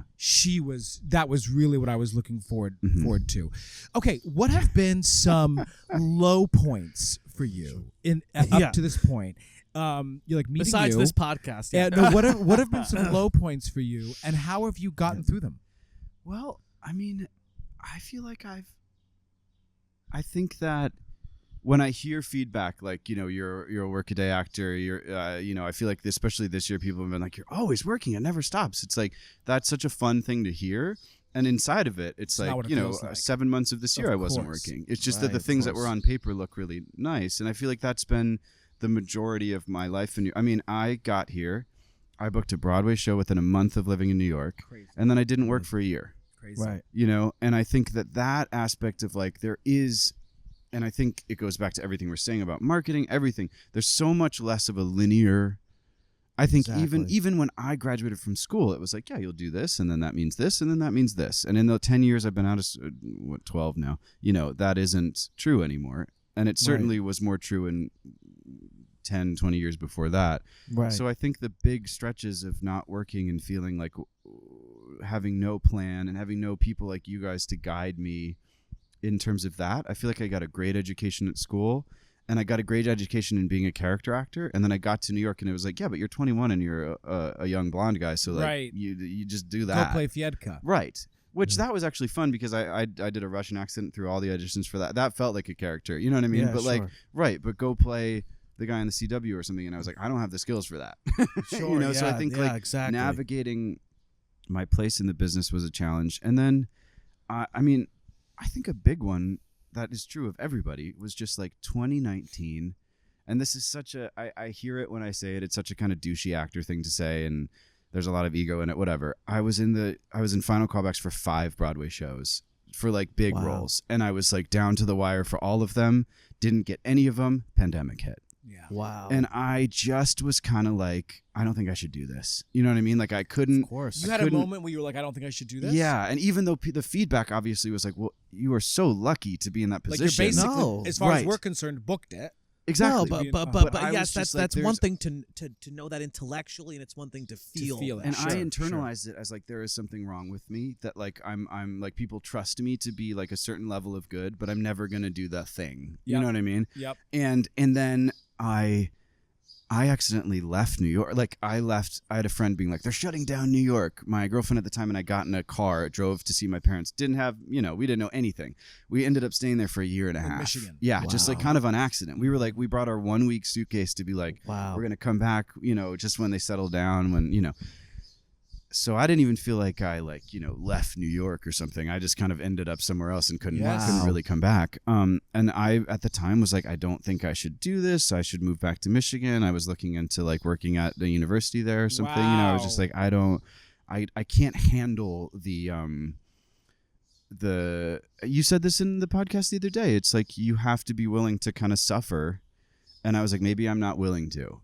And I went through this kind of whole reversal where I was like, I can't live without this. I am willing to, figure that out. Right. So I think that in some ways, obviously, so many people died. There's so many horrible things. There was a gift for me, a silver lining of that time of being like, I had to step away from it in a way that most people don't get to. Of course. Well, 2 things that you said that I think are really fascinating is, it's like when you have the reaction about like the final callbacks for the 5 Broadway shows, and I know exactly what story you're telling yourself. I know it's like, but they called me. They called me in because they know I'm reliable, but I'm not gonna ever be the person who's actually like. We all know those kinds of weird fucking stories. Right. Yes. Like really. That's the thing is like the mind is so it finds those little crevices. Very detailed very roundabout stories of and it's so hard not to give in because you could always tell some sort of fucking story exactly like that and I think all I'm the a very time. anxious person who overthinks, right? So that aspect of this business is really top of mind for me. I'm always like, I have a hard time, and it goes back to everything we're talking about. It's like I could do this, so I should put all my energy into this, or I could do this, and I end up just not putting my energy into anything then, and waiting for the next thing to come. And I do think that the gift of the time of the pandemic and then coming back is like I gave up on so much stuff, and then the right things fell into place. I've never sung anything like Pierre in my life. I thought I couldn't do a role like that. You know what I mean? Like Josh Groban, big. And that's one of my favorite things I've ever done. I didn't think I would ever get Shakespeare in the Park. You know what I mean? And like those things kind of, I think, this is, again, everything's a story. You know what I mean? Like there's probably no reason. But I think in my head, I'm like, part of why those things are happening now is because I went through the hole and came back out the other side. 100%. Well, I think what's really important about your story is like those low points, like those really, because low points of wow, I don't know if I can do this. Those can be valuable moments because there's only one place you can go. Right. You can either there's 3 places. I guess you can just be, which is what I feel like so many people do, which is sad, is they just go, okay. Right. And you kind of just keep kind of being stagnant. Yeah. Then you can stop doing it, which is totally fine. Yeah. Or you need to go, or you need to have the exact opposite, and that's I think is really valuable. Part of what we're talking about here is just again entrepreneurialism. Yes. Because it doesn't really matter if we're selling hotcakes. I don't know what hotcakes are, or shoelaces. It doesn't matter. Yes. Hormozy, who's one of the guys we talk about a lot. He's just another Gary Vee and Tim Ferriss. He's a big entrepreneur, and Mike and I were talking about this the other day. He has this podcast episode where he was talking about how being an entrepreneur is just getting punched in the stomach over and over and over again.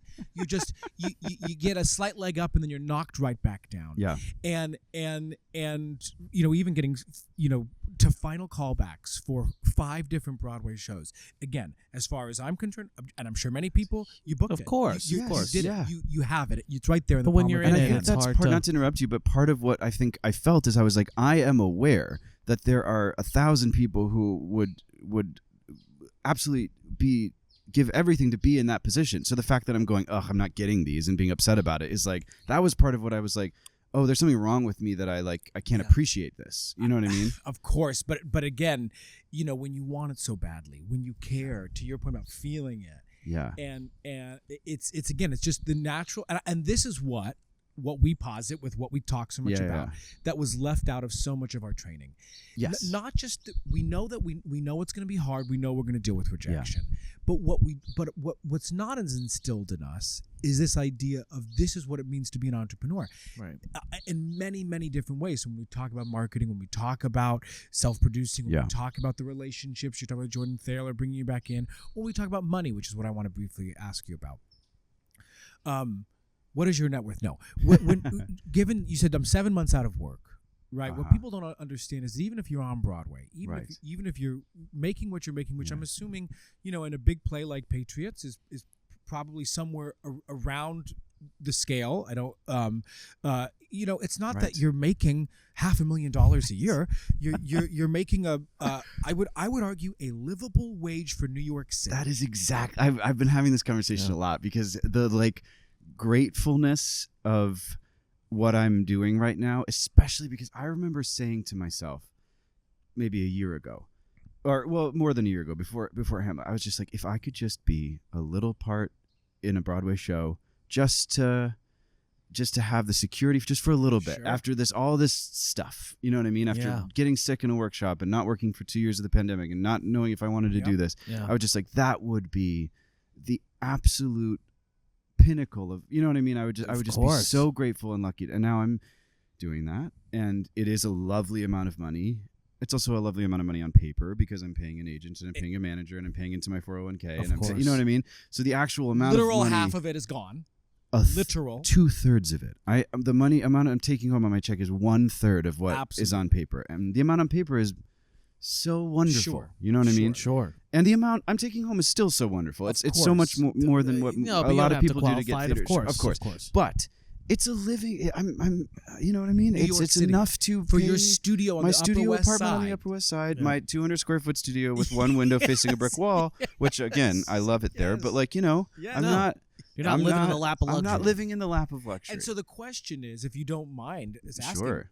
Can I ask you guys a question? Oh, yes. I have to pee so badly. Oh, my God. And I would love yes. to keep talking, but my brain is turning off. No, I actually have to pee too. Okay. All right.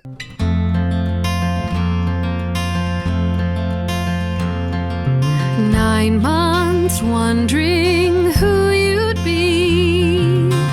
Well, friends, Turns out I that always knew. is truly one of my favorite voices, the one that you just heard. The wonderful Jessica Fontana recently released her first album, Everyday Special. The album bridges the worlds of theater and pop and also includes an original song, part of which that you just heard, penned by Jessica with her husband Santino Fontana and Frank Galgano and Matt Castle, both of whom are also wonderful artists. The track inspired the album's title, of course. I've listened several times, no BS, to the whole album, and so should you. It's available on Spotify, Apple Music, Amazon, and of course the rest of the regulars. So go download Everyday Special by Jessica Fontana today. It'll make every day a little more special. But it's great.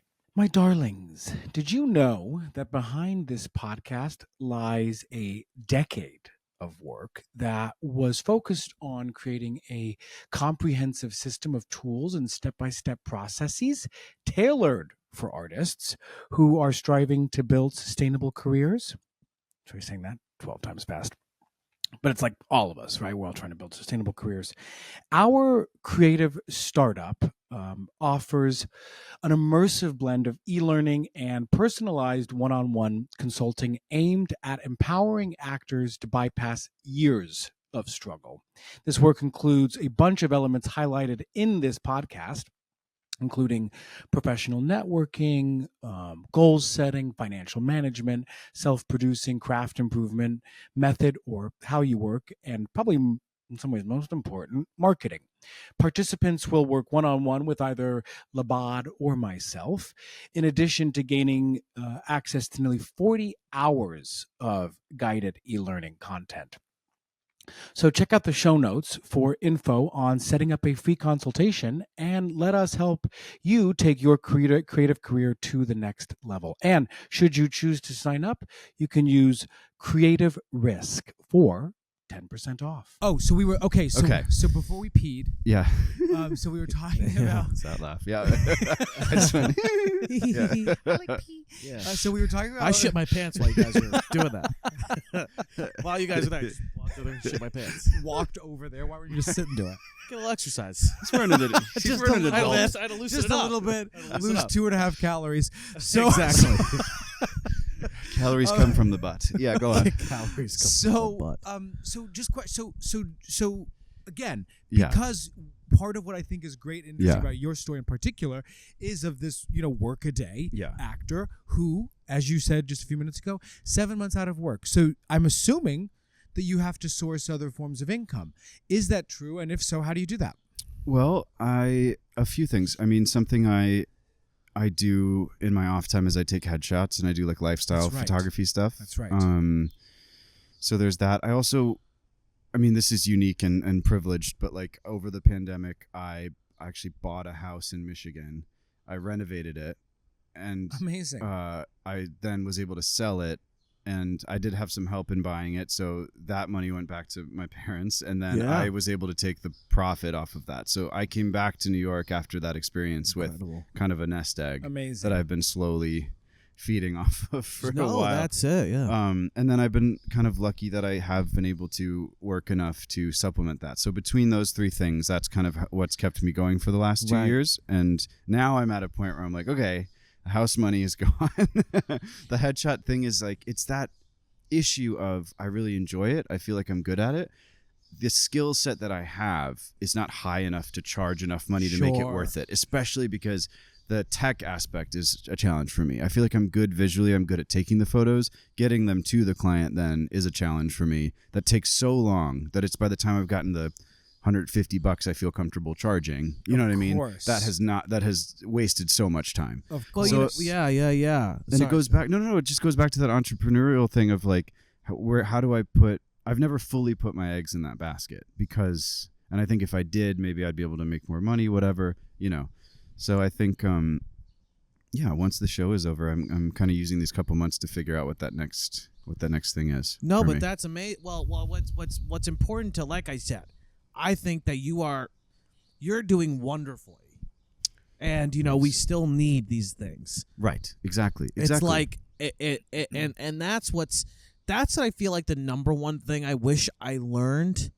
Yeah. Right. Like that, if you say anything to anybody, it's like, you need other things. It's like, it's just how it is. Like, whichever way you get it. And it's like, it's interesting to hear, even like, there's that tricky balance where it's like, oh, I could scale the headshot thing. Right. Potentially. I could scale that a bit. But it's going to require more energy.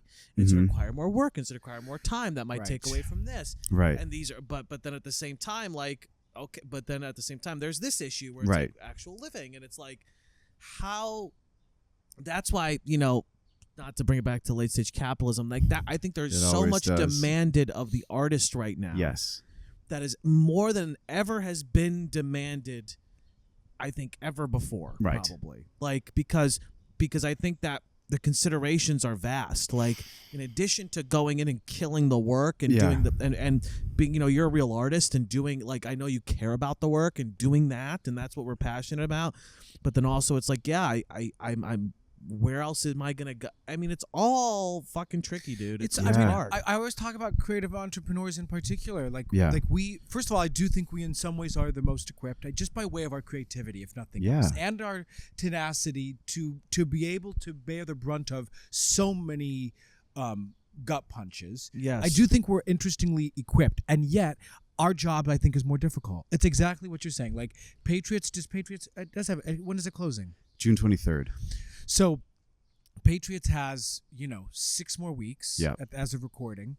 And then there's the open horizon, which we're constantly up against. And as you get older, I think I'm older than everybody here, but as you get older, you start to sort of go, okay, donkey, and in fact, I mean, I'm not shading the play we're about to do, but in large part, the reason that I'm doing this play is for my health weeks. Of course. And also absolutely. To be fun to play with that part of it is so challenging because I feel like I've been incredibly lucky in terms of the work I've done. I'm out of health insurance right now, and it won't kick back in until August. Of course, my weeks from the Patriots don't count until August, right? Because my weeks from Hamlet are over. Now. Right, exactly. We're over in March 31st. Isn't that interesting? What an important point that you're literally in a great Broadway show right now, and you are not covered medically. Yeah, because those weeks that you're earning right now will not allow you to re-enroll. And I even August. emailed. There's a whole other topic we shouldn't even get into because it's just like asinine. But I even got in touch with someone at Equity. It was like, hey, there was like a loophole that was basically like, if you're working, we can move your weeks forward. And they were like, "Oh no, that doesn't count for you. You don't have enough." Doesn't count for you, right? And I was just like, "How is that possible?" I know. It does come down to exactly what you said. It's like, how is it possible that I feel so lucky to be doing the things that I'm doing, and some of these things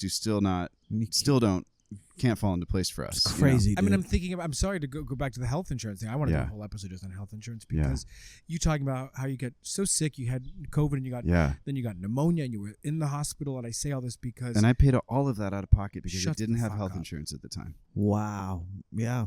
I mean, this is why. First of all, tell him to get on health insurance. But get on Medicaid. Get on Medicaid. I qualify for it. He qualifies, but he doesn't want to pay for it. But I'm actually not shading you because but I appreciate it. I just want to spend. I just want to spend the money. Of course. But again, isn't that these are the lives that we lead?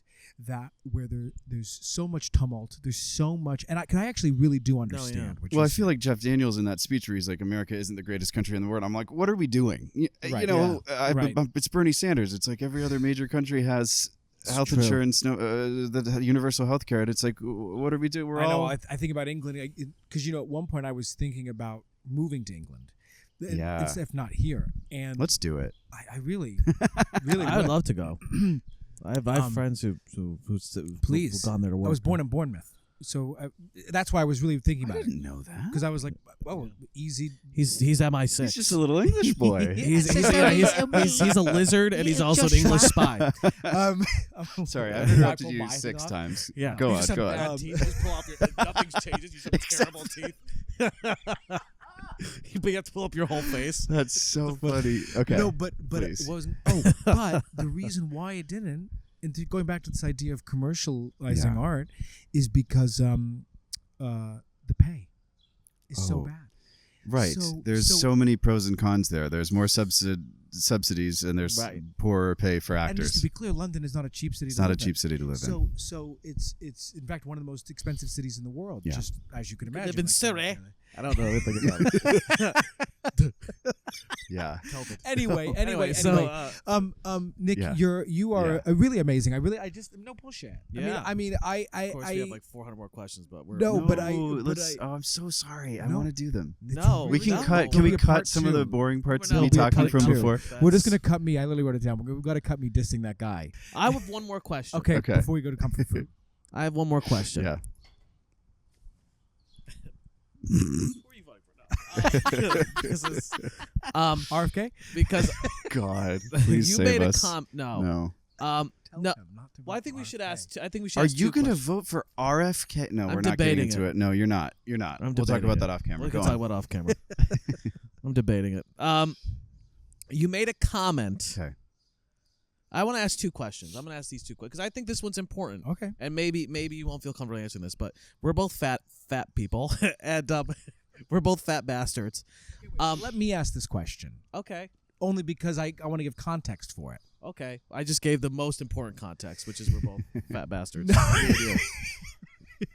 No, because I was saying about what in great shape you are. Oh. But when we first met, you made a comment to me about, and that's why we were talking about this. You were like, "Oh, I've gained weight." Yeah. This is years after Yeah. K1, Omicron, COVID, whatever the hell it was. Yeah. And so that's why I said I want to ask it, because I was the one who brought it up about saying that you're in such great shape. Wow. And I even saw you posted there. You're like, I just did 2 laps around Central Park at a 2-show day or whatever the hell it is. And I bring it up because what role do you think looks plays in, for you in your world? And it kind of goes back to what we were talking about, even type-wise. Yeah. Right. And how important is it to you? And again, giving context that when we first met, you were like, oh, I'm a little bigger than I usually am. I had gained 70 pounds over the pandemic. Yeah. Have you struggled with weight? I do. I always have. I think I'm naturally inclined. I never have. To. Exactly. That's a heart attack just in the chair. Exactly. I just shake the turd out of my pant leg. Well, we're all wearing adult diapers. They should know that at home. But you've always struggled. Yeah. Yeah, no, it's always been a struggle for me. I was a big kid. Sure. And I struggled with weight in college, and that was not the right environment for that, because it was already very disordered around how you should look for Showcase. We were all doing juice fasts and going to the gym every day and starving ourselves, and men and women, everybody was doing it, and I think that's something that's carried with me.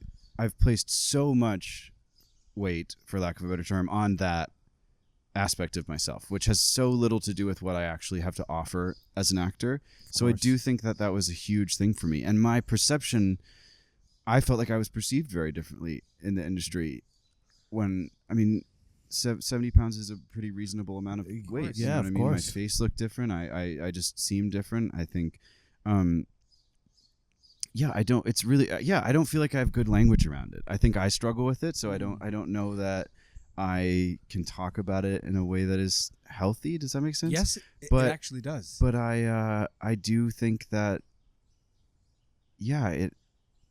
I don't necessarily think that maybe me losing weight didn't have something to do with me all of a sudden booking some bigger parts. I don't know. You know what I mean? Well, this is interesting because I go back up, and this is somebody who is, I'm not an ally. I wish I wasn't like this. I wish I was not like this. What are you? I'm not the ally. I'm the person. I'm talking about body positivity.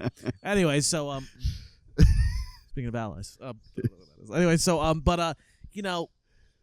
say this because what you just said is interesting because I'm heavier than I've ever been. Okay. And I've always struggled with my weight. Okay. I've always struggled, fluctuating big time. Like, yeah. 70-pound weight, and I'm like, that's par for the course. I'm like, that sounds about right. Yeah. And it's hard, right? Because there's 2 different lanes we can take. Yeah. One of which you just said it, like, well, I lost this weight, and I think that it of course doesn't have everything to do, but it might have, right. It plays probably a small percentage into you being a little more marketable, commerciable. And maybe this is me telling myself a story, but I think it probably, now that I'm thinking about it, has less to do with that and more to do with my comfort with myself. Exactly. Because there were certain things, it's like, if I was just happy and my weight had gone up and I felt good in my body, I don't think that would have mattered. But like, my cholesterol was high. I was having heart palpitations. I felt different in my person. You know what I mean? But you're saying being heavy leads to health problems? Well, listen, I don't want to. Okay, I don't want to have this. What I'm saying is that for me personally, those were the things I was experiencing. I was also on there's a whole nother conversation to have that I feel like is worth maybe not in this moment, but like I was on a medication for depression, and that was part of why that happened, why the weight gain happened, why I wasn't, whatever. Mental health is such a big part of this career too. See, I'm already wading into very dangerous territory. I don't know how to talk about this in a healthy way. Just your opinion. But here's the thing, though, is that we have to now listen. I think that's wonderful. Some people want to change reality. Yeah. And change the reality we live in because it's not equitable for everybody 100%. I get it. And there's 2, but coming from I want to two do a guys. whole episode on Do Looks Matter. Right. Just sorry to cut you off. You know, and it's like from two guys, like it's funny the way we speak about it because we're like, and look, I'm not saying that you talk. Maybe this is entirely an unhealthy way to think about it, but it's like I can't ignore reality and be like, well, and say it doesn't matter or it shouldn't matter. It's like, well, it does matter. Like the way the way good to say it doesn't.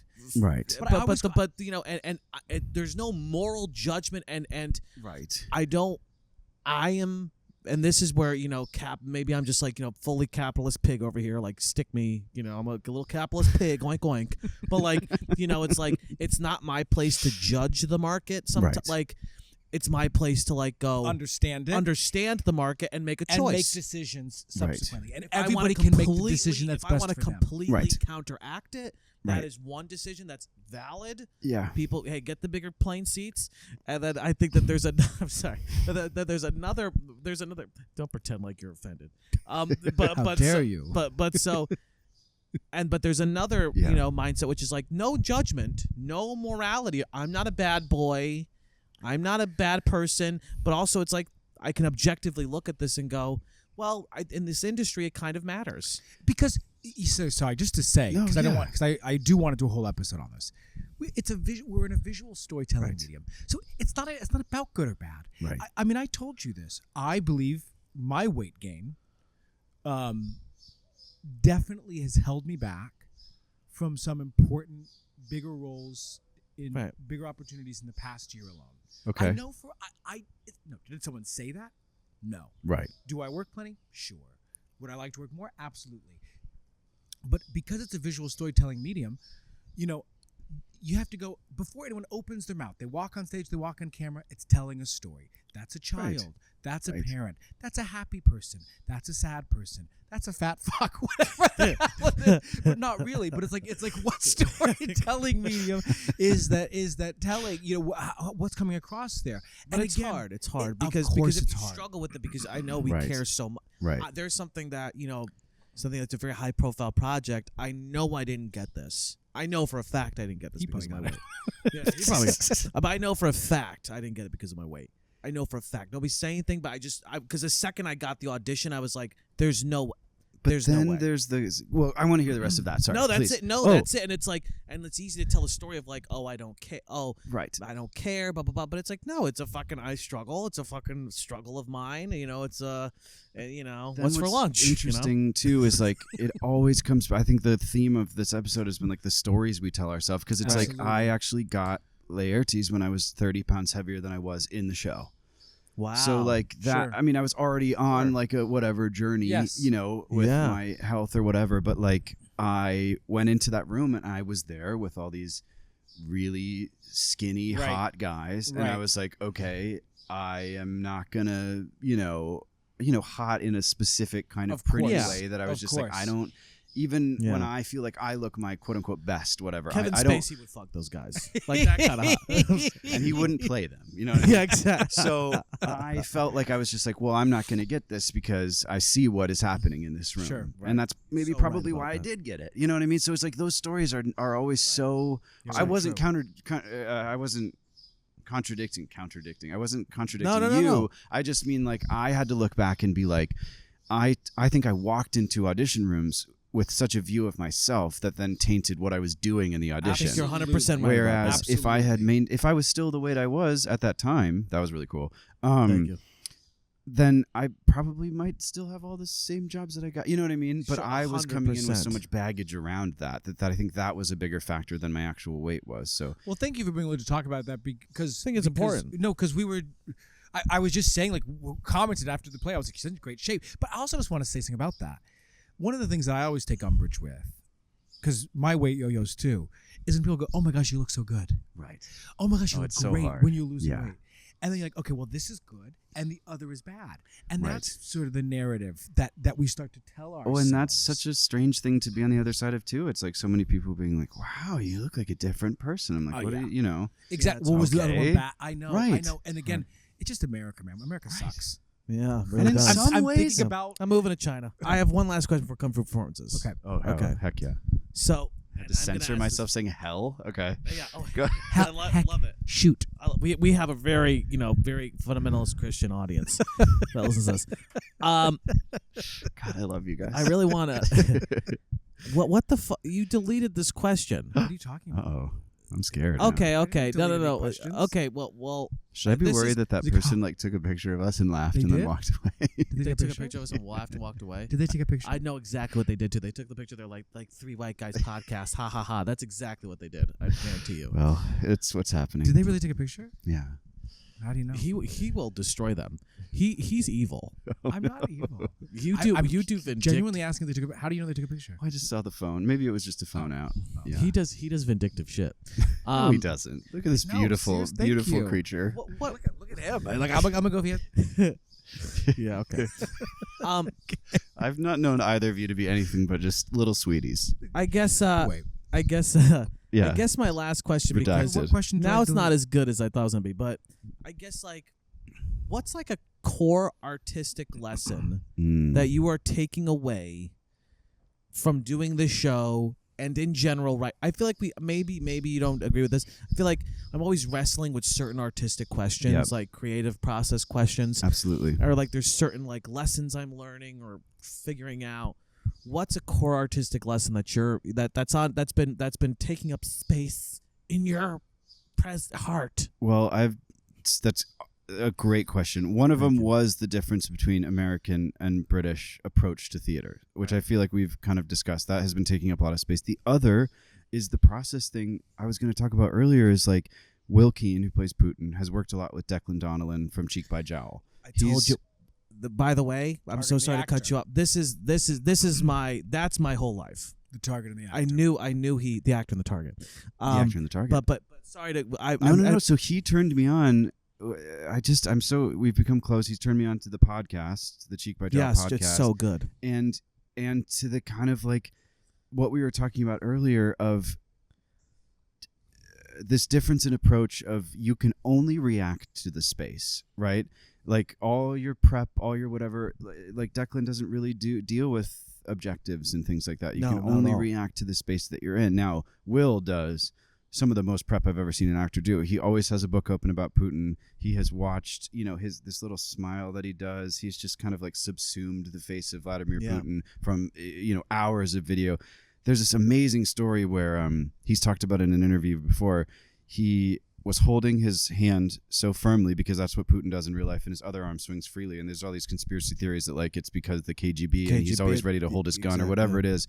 But then he started doing this thing with his other hand where there's all this tension. And he said, it was just me as an actor releasing tension from this hand because I was holding my other one. And then an ambassador to the Russian embassy in England was like, how do you know that he does that? He doesn't do that in public, but that's his thing.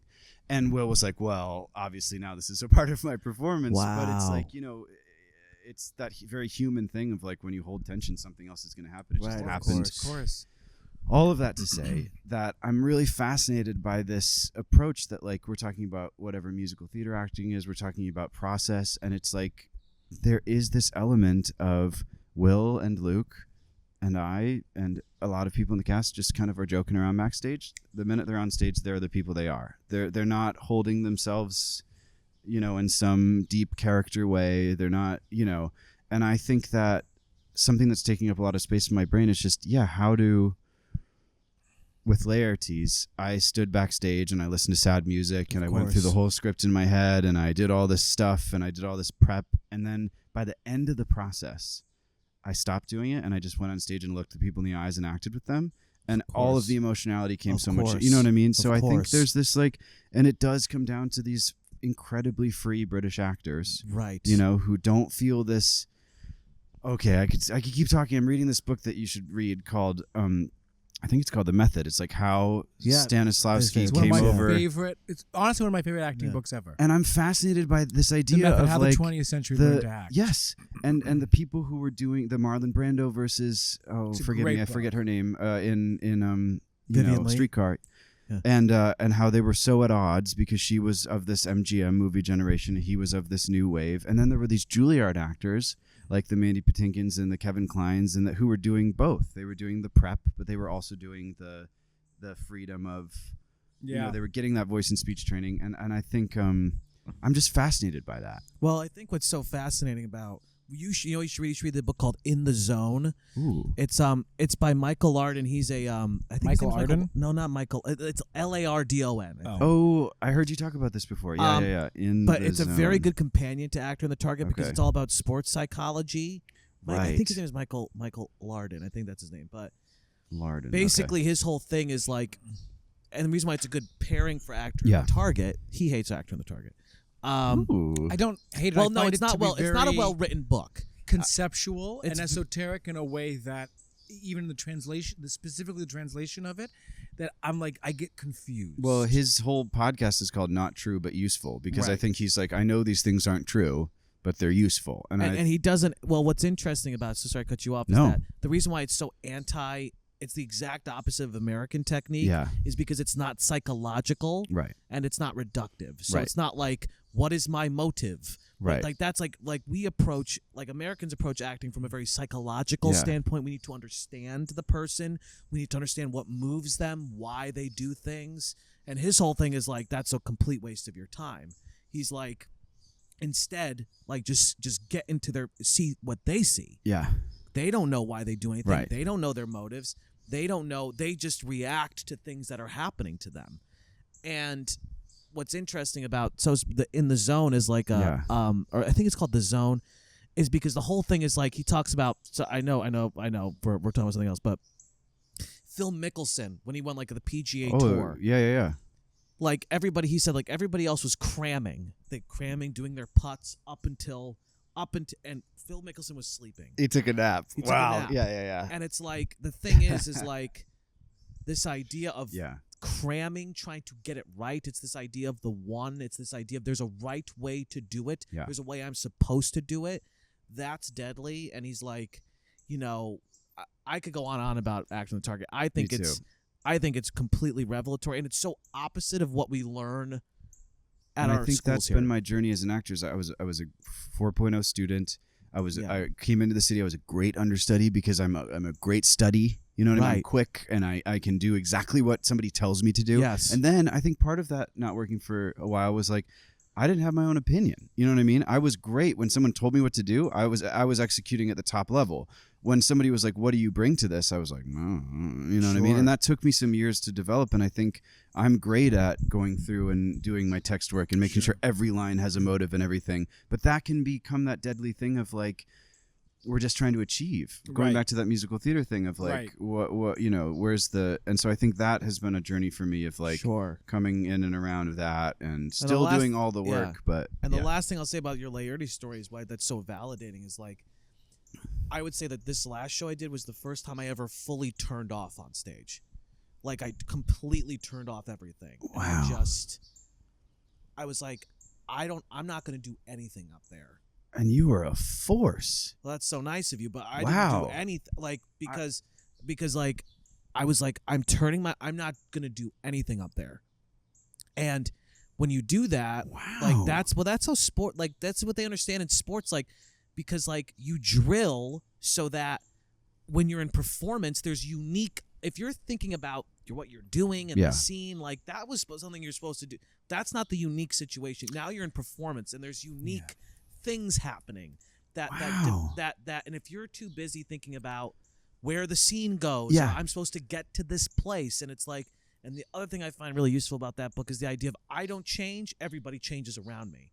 I never change. You're changing. How do you mean?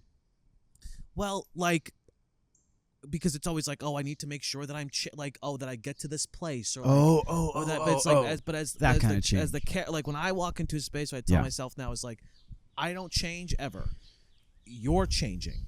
You're the one who's changing, and I have to deal with you. But you have to deal with it. Exactly. Okay. I don't do anything. It's like what you're saying about reaction and stuff. I find I can go on and on about that fucking book, but it's super heady. It's super heady, and it's hard. And again, read. I don't have a problem with some of the concepts. I just find myself going like, why is it so poetic? Right. I'm like, it's a hard read. Like, what is there a simpler way for us to distill this thought? That for me. Well, no. And he said that on the podcast. He was like, I know that I like to hear myself talk. He was like, I would like to be a person who just says exactly what I do, but then I talk and talk and talk and talk. So comfort food performance. Back to comfort food performance. I love this part. Yes, I'll kick us off. Okay.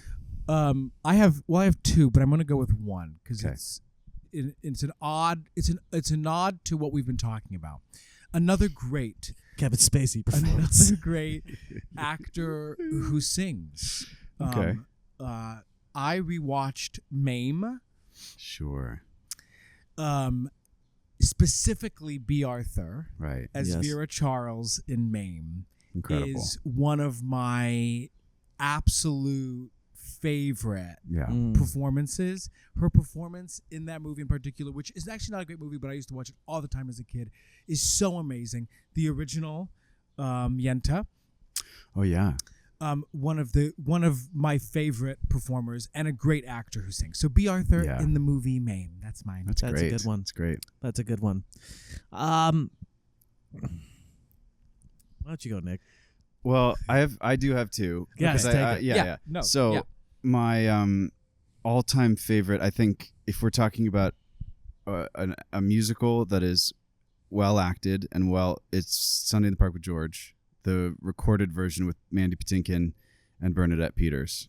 Of course. That is my absolute. Of course. I mean, Mandy Patinkin is the top for me. Yep. And in his career of doing, big series regulars, big, Yentl, dramatic films, straight plays, Shakespeare, while also being the musical theater performer he is. I'm just such a fan. But that in particular, he's so idiosyncratic and strange and quiet and filmic, but also fills the space of a musical so well. And they both feel like they had to have been, there had to be so much freedom in the creation of that in order for it to feel like it does. Maybe not, but you know what I mean? I know, and you're talking about the recording specifically. I'm talking about the movie. The movie. Yeah, so yeah, good. The stage recording. Yeah. Oh yeah. Charles Kimbrough's in that too. It's a great, you've seen that? No. Okay, well it's great. And Bernadette and Mandy are amazing in that. Yeah. When we did it in college, Don't point at me. I was not in it. I was George. I was younger than him. I wasn't at school at the time. Mandy I wasn't even born. He came to see our production because Gerald Friedman, who was our dean, taught Mandy and Patty like a Julie. So I'll never forget. Afterwards, he comes around And you played George. and he comes around. And he comes to the male dressing room, and he's looking at all of us, right, one by one. He's good job, good job, good job, good job. And he gets to me and he goes, good job, good job, good job. I don't know what it meant. But it felt a little like I deserved a little more than a good job. You could tell that the guy who played the Southern, but it just was kind of a little like that's all I got. He was just like, do you do that? Good job. Interesting. I know. Yeah, he seems fascinating as a person. What's the other one? Well, the other one is... Oh. No, go on. No, I thought you said the two of them, but you mean... Oh. No, that was one. That's absolutely one. The two of them. The other one is I just saw a play last night called Redemption Story with the Associates Theater Company. And it's a group of friends of mine. So this is a little bit of a plug for them. Good. But also I just feel like they're doing I just feel like that's such a hard thing to do in New York, is to have a theater company of young actors. Peregrine Hurd wrote this play that I think is wonderful. And it's like they're doing it. They're like making this thing happen. You know what I mean? Yeah. And I just went to see it and I was like, this is some of the best, you know what I mean? Like those, sometimes you see like this just incredible acting in these spaces like that. I don't know. It was just, I felt like it was so special. So what's it called? And it's called Redemption Story. It only runs till the 19th. So this podcast probably won't be out in time. Yeah. My friend Emily Stout is incredible in it. And Peregrine wrote a great play. And I just felt like, I don't know, things that take a big stab at something are things that I've been like the Julius Caesar, you know what I mean? That was taking such a big stab at a big concept with so much good acting in it. You know what I mean? Yeah. And I just feel like those kind of things happening are so exciting in New York and are harder to do. You know what I mean? Well, yeah. There's a self-production element to it. There's like like theater companies that are it's not commercialized. Yeah. In a way that allows it. And not that either of those projects couldn't be. Sure. You know what I mean? Sure. No, but it's not as, but you can't take as much of different a risk. Considerations. Yes. Different considerations. They feel riskier though. Yeah, totally. And that's what is exciting, I think. Yeah. No, I think you're right. Okay. I think my comfort food performance, I can't think of any, but I said it already, which is I think Nick's performance in Hamlet, which I recommend people see. I really did. PBS. On PBS. I thought I said all the reasons why I liked it. There you go. I thought it was great. Okay, mine too. Nick's mine. Wow, Nick, you're great. Thank you so much. We love you. Really, it's so fun to talk to you both, and I appreciate it so much. Of course. Yeah, you rock. Thank you. We hope that you enjoyed today's episode of the Creative Risk Podcast. If you did, a review goes a long way. So make sure that you're following us on whatever platform you listen to. And if you're catching this on YouTube, be sure that you like and subscribe so that you can get alerts when new content drops. If you're listening on Apple Podcasts or Spotify, subscribe to us. And if you want ongoing new content that's exclusive, you can't get anywhere else, follow us on Patreon. Subscribe to our Patreon for as little as $5 a month. All right. Thank you, friends.